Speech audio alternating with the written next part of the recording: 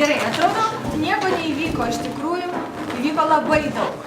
Per trumpus 6 mėnesiukus sukūrė mažą lietuvišką kampelį vidury Nevados dykumos. Kanapičia, kanapičia, kanapičia, kanapičia, lasa, lasa, kanapičia,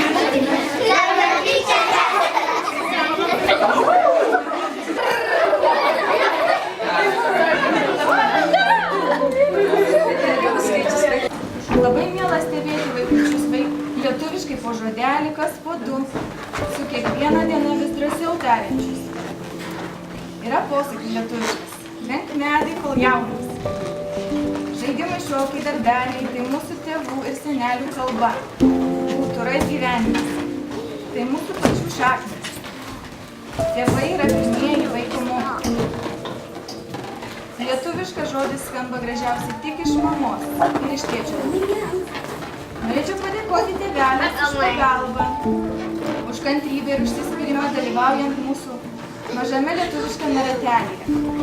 Vaikučiams didelis ačiū už darbštumą, už draugiškumą, už pagalbą mažiesiems ir už norą kalbėti lietuviškai.